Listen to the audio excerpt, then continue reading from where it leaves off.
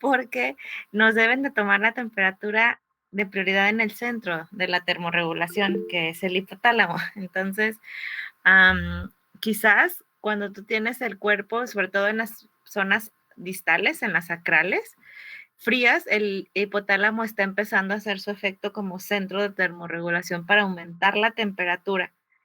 Entonces me lo imagino a él haciendo este proceso como centro termorregulador. Ok. Esa es como lo que yo te podría dar en explicación, porque es el lugar en el que primero se eleva la temperatura a nivel central para proteger al cerebro. Y si te fijas, después de cierto momento, cuando tú te das cuenta que tienes las extremidades en la parte distal de las extremidades frías, buscas calentarte y se regula la temperatura que estaba en la cabeza. ¿Sí te has fijado? Sí. Es que el hipotálamo está haciendo esa función. Pues te digo que me lo imagino a él así como si anduviera en una bici, así rápido, rápido, rápido, rápido, para tratar de regular la temperatura corporal y que no esté en riesgo ninguna célula, porque recordemos que el calor extremo y el frío extremo lastiman a las células, entonces pues hay que mantener ese grado de entre 36,5 y 37,5 y le toca al hipotálamo regularlo a nivel central, pues. Ok. Bueno, y se puede ver, por ejemplo, una infección. Le digo porque el otro día yo traía la cara muy caliente y resulta que tenía una muela picada y cuando me la arreglaron, casi Se resolvió. instantáneamente empezó a enfriarse la cara. Claro que sí, bueno, ahí en el caso que tú estás explicando también es el centro de la termorregulación, pero ahí a elevarla, porque recordemos que lo que queremos es ponerle condiciones adversas a la célula y ya hemos visto que las proteínas a temperatura fuera de la corporal son inestables. Entonces ahí otra vez está tu centro de la termorregulación activando al sistema inmunológico para la producción de interleucinas y factores de inflamación para que se eleve la temperatura corporal y la bacteria inactive el mayor número de proteínas de ella para que limites la replicación de ella en tu cuerpo. Entonces, si tú traes una infección, muy probablemente sí fue tu centro de termorregulación elevándose para protegerte. Ok, eso explica mucho. Gracias. Sí, Sí. el centro de la termorregulación, Eric, responde a muchas cosas, al clima en el que estás, la altura a nivel del mar a la que estás, si estás, como tú lo acabas de mencionar, sano o con una infección. También responde, fíjate, a si estás despierto o estás dormido. Entonces, es muy complejo el cómo funciona el hipotálamo, pero es el maestro de muchas cosas. De hecho, quizás el sistema nervioso ustedes lo han visto como uno de los ejes prioritarios de diencéfalo. También en endocrino ya lo vieron como el maestro del control de liberación de hormonas. En inmunología lo han visto como el centro de control de temperatura. Lo van a ver después también como centro de control del desarrollo. El hipotálamo es una súper estructura en nuestro cuerpo, entonces pues imagínate, es de sistema nervioso central, Eric, ¿qué no hará? No, pues ¿Verdad? lo más importante, sí.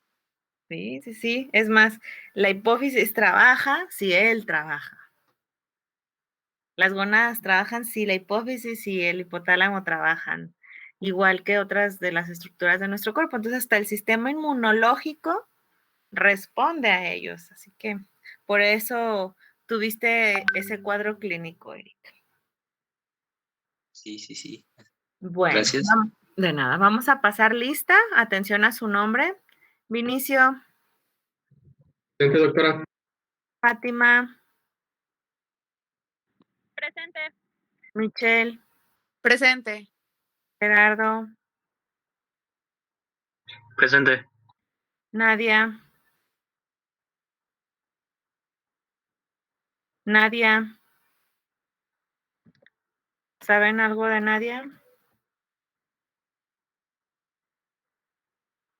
Bueno, Leslie, Doctora, Leslie me comentó es que si le podía decir que fue a comprar el medicamento para su mamá. Me comentó que que usted ya sabía de su situación. sí, sí, sí. Muchísimas gracias. De nada. Ah, Cristina, Presente. Enia, Presente. Lizzy, Presente. José Luis. José Luis. ¿De José Luis saben algo? ¿Puedo decirle que no se conecta, doctora? ¿Desde cuándo ustedes se dieron cuenta? Creo que es porque se le cruzan clases, doctora. Ok. Axel, Presente. Aranza, Presente, doctora. Sonia, Presente. Jocelyn, Presente. Sebastián, Presente, doctora. Lilia, Presente. Brandon, Presente. Amira, Presente. Eric, Presente. August, Presente, doctora. Luz, Presente. Fernando. Presente, doctora. Buenas tardes. Buenas tardes, Fer. Valentina. Presente, Miss. Muy bien. Nadie me dijo que no está funcionando el módem. Ok, Gerardo, gracias por avisarme. Deja tomar eso en cuenta. Perfecto. Bueno, ahora sí.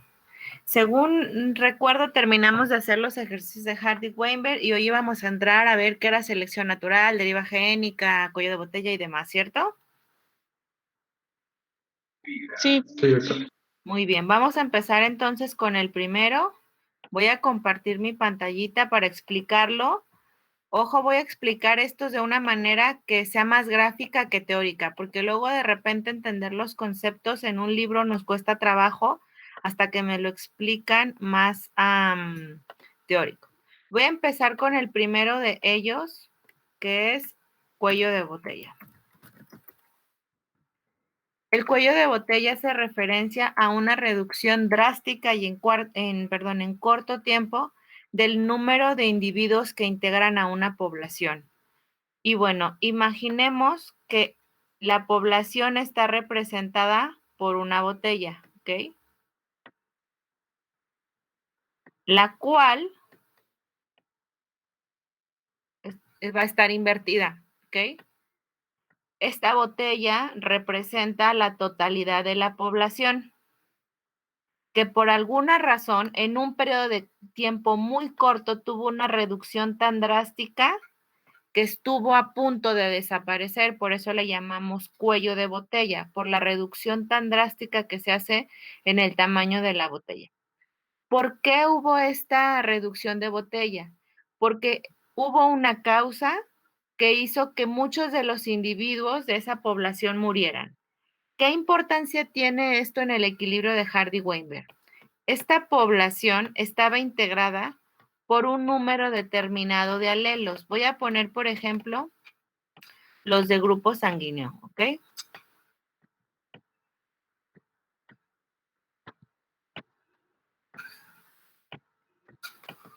Esta reducción, esta era nuestra población normal, ¿ok? Y esta reducción implica que yo de manera aleatoria perdí alelos, ¿ok? Aquí se me dio, es más, voy a borrarlos con así. ¿Okay? Imaginen que perdí esos alelos, aleatoriamente. ¿Qué implicó la reducción del cuello de botella? Déjenle darle entrada a alguien, permítanme. ¿Qué implicó esa reducción de cuello de botella? Si yo aquí tenía un número de A's y un número de B, fíjense con los que me quedé. Me quedé con un B, me quedé con 2A. ¿Y qué perdí, muchachos? Cero. El alelo C. Lo perdí. Y además, el alelo A ahora le gana al alelo B. Por lo tanto, si esa población se recupera, yo tendré muchas más A, en teoría, que B, y no tendré alelo cero. ¿Esta población es la misma que esta, muchachos? No. No, exactamente. Partió de esta original, pero ya en cuanto a distribución alélica, es muy diferente porque le falta el 0 como alelo. Y además tiene una ganancia de alelos A y sigue estando el alelo B en riesgo de desaparecer. Si las personas que portan el alelo B no se reproducen, llegará el momento en que tendremos una población con un solo alelo, lo cual es muy serio biológicamente hablando, porque eso nos quita variabilidad. ¿Sí? Esto es efecto de cuello de botella. Y como se pueden dar cuenta, hizo que se perdiera el equilibrio de Hardy-Weinberg que estaba en un inicio. ¿Qué causas terminan dando un efecto de cuello de botella en una población? La más importante son las epidemias y las pandemias. Por ejemplo, la peste negra, las 2 veces que ha azotado a Asia y a Europa, ha causado una reducción drástica de la población.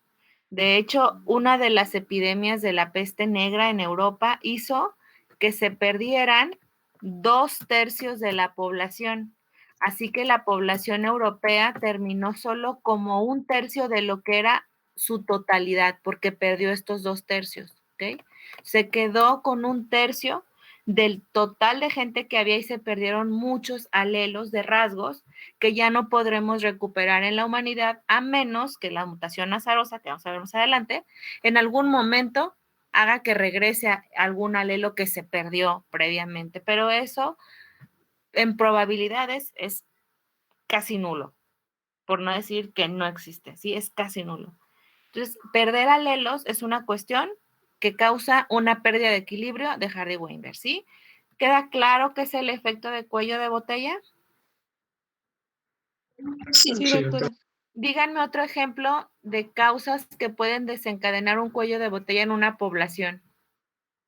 ¿Por qué otra cosa veríamos ese fenómeno? ¿Podría ser como con la guerra, profesora? ¿Con la qué? Con la guerra. Bueno, es que hace mucho... Una guerra, claro.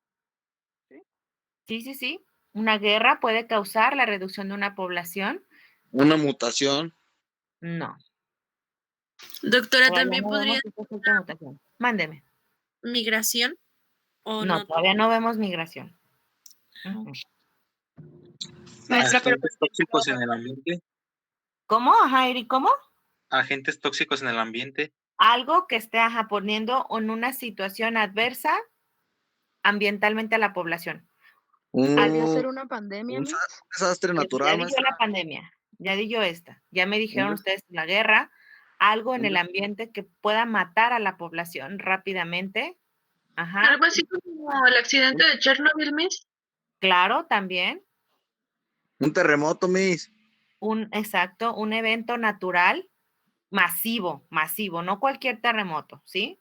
Un evento natural masivo. Sí hemos visto Un terremoto como el que de repente ocurren, no, el 85 de hecho todavía se quedó muy corto. Estamos hablando de eventos naturales que acaban con poblaciones. Hemos visto cómo el mar, por ejemplo, en sus terremotos, en sus tsunamis, llegan a desaparecer islas. Sí, entonces, o sea, eventos naturales complejos. Voy a poner, dieron muy buenos ejemplos con esto y voy a centrarlos en poner el por qué nos importan los cuellos de botella, ¿sí? Miss, yo tengo una pequeña duda. A ver. Por ejemplo, ¿no podría ser un efecto de cuello de botella intencional, como por ejemplo con una mutación, como decía Fernando de... Las mutaciones todavía no las vemos. Ese es otro evento que afecta el equilibrio de Hardy-Weinberg, pero no es lo mismo que un cuello de botella.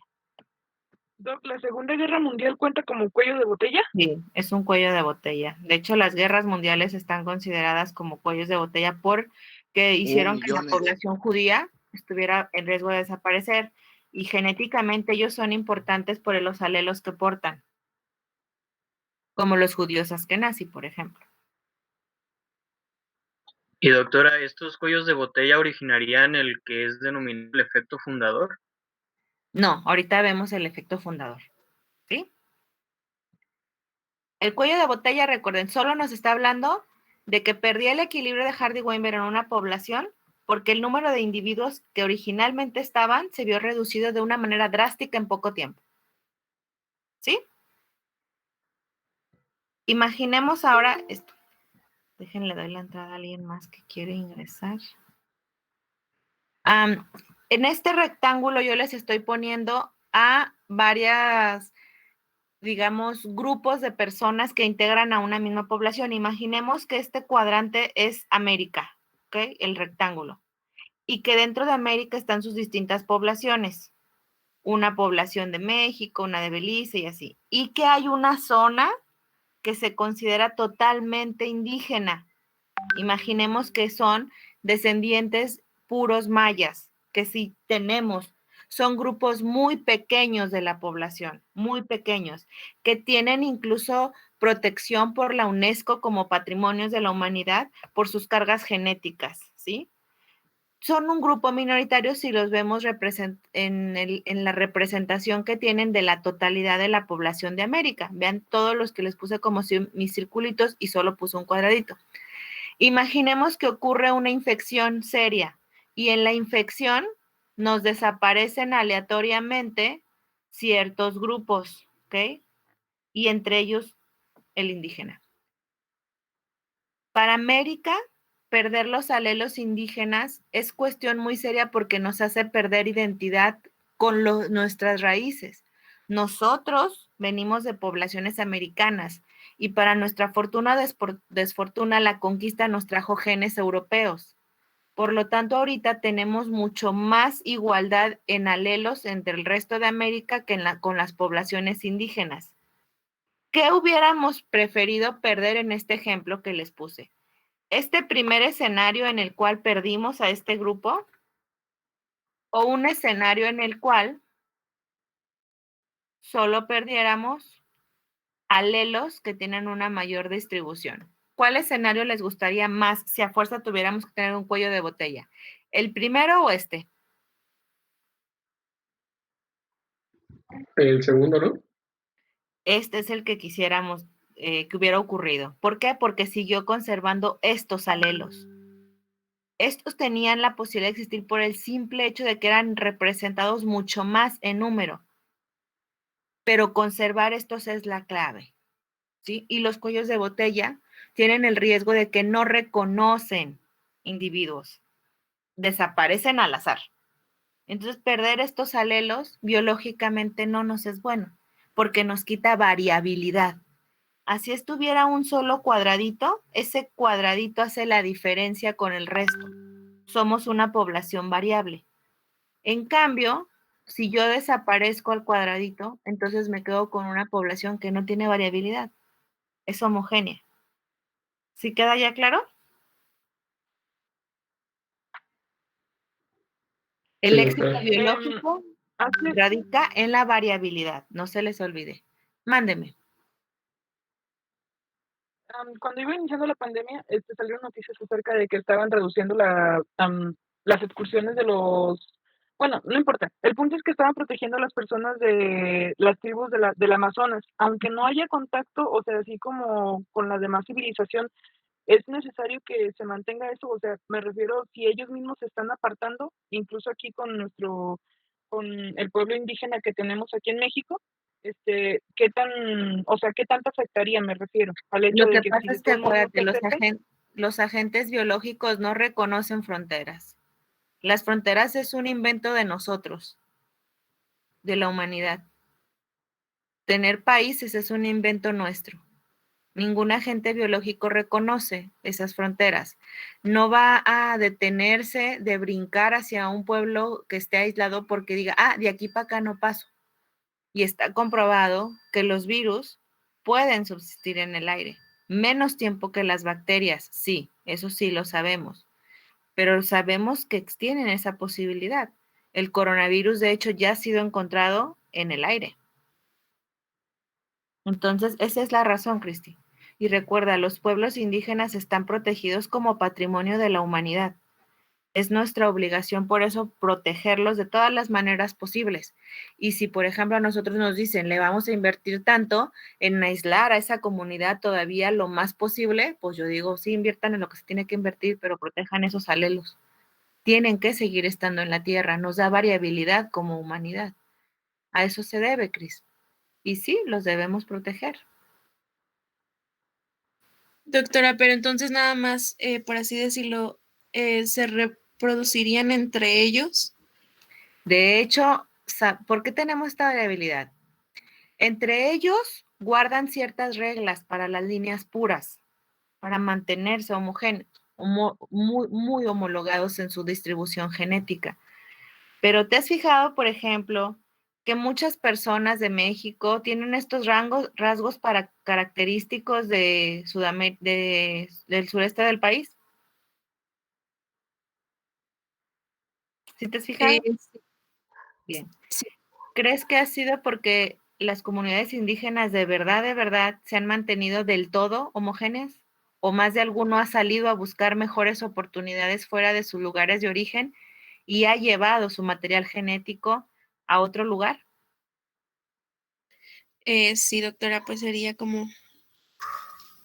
Ahí vamos a ver otro de los siguientes, que es el efecto fundador, ¿verdad?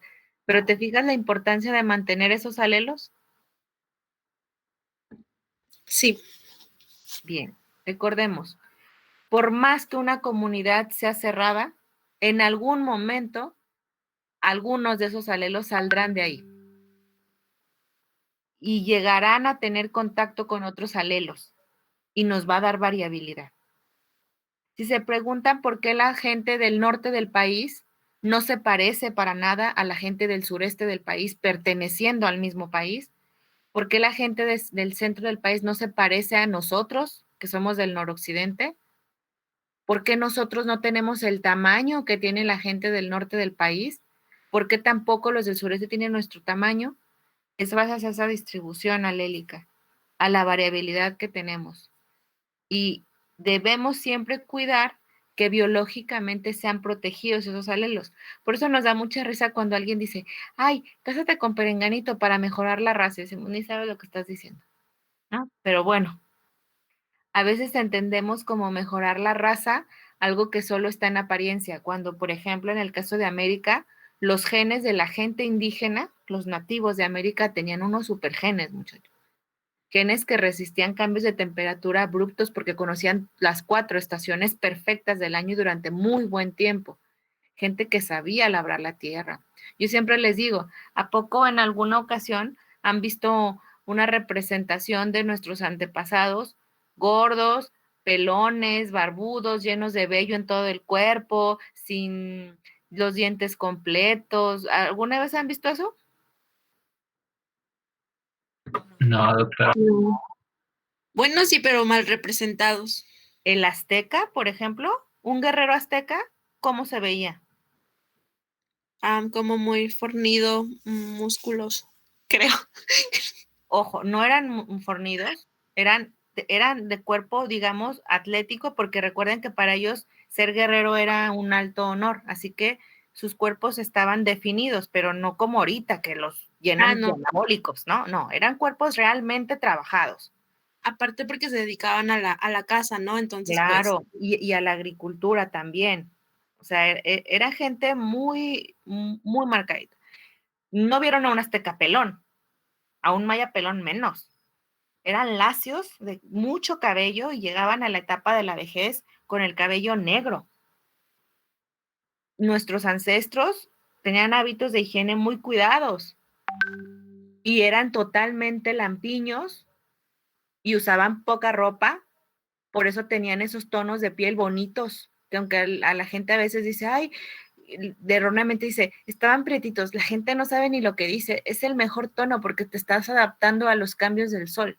Entonces nuestros indígenas, yo hablo de México porque pues son los que más estudiamos, pero estoy segura que en Sudamérica también hablan de sus indígenas con la representación genética como es, que son genes que son muy buenos, yo siempre les digo, son de los mejores genes egoístas que narra el libro, ¿no?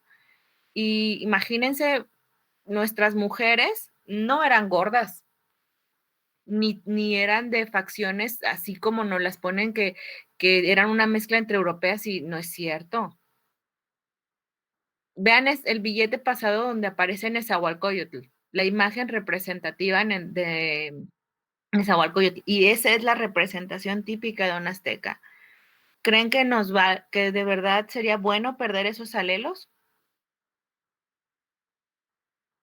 como mexicanos, ¿nos vendría bien perder los alelos indígenas? No. No. Porque desaparecieron. Para nada, para nada. Porque los alelos que nos dejaron, si se preguntan por qué nos parecemos más a la gente caucásica que a nuestros indígenas, la razón es que hubo cuellos de botella muy serios en nuestra población. Los aztecas estuvieron en riesgo de desaparecer. Los mayas prácticamente están desaparecidos. Tenemos muchas mezclas ahorita, porque en esos momentos, para la época de la conquista, en los años finales de 1400, 1500, que fue cuando llegó la gente de Europa a América, hicieron una reducción tan seria de nuestra población que tuvimos mucho riesgo de perder nuestros rasgos americanos, muchachos. Nuestros genes, nuestros alelos fueron devastados seriamente. Estoy segura que perdimos muchos alelos indígenas, muchos, y los poquitos que conservamos, renegamos de ellos. Por eso nos vemos tan mal cuando decimos, ay, no, es que no me gusta porque está bien morenito, está bien pretita. Ay, no, pues esa es gente tonta, no sabe ni lo que está diciendo. Son los genes que más valen. Son los genes que te dicen, yo tuve un grado de evolución mucho más alto y produzco un aumento en la producción de ay, se me falta el nombre. Recuérdenme la melanina, perdón, para que tú te protejas del sol. Y para alcanzar este grado de expresión génica pasaron cientos de años para que yo llegara a este mecanismo de evolución y nosotros renegando de eso, ¿no? Entonces, muchas cosas que a veces no nos damos cuenta tienen efecto final cuando perdemos alelos. Nosotros, por el tipo de estar mucho más cerca del Ecuador que Europa, nosotros no deberíamos tener tez claras, muchachos. Todos deberíamos ser morenitos porque eso nos ayuda a protegernos contra las inclemencias.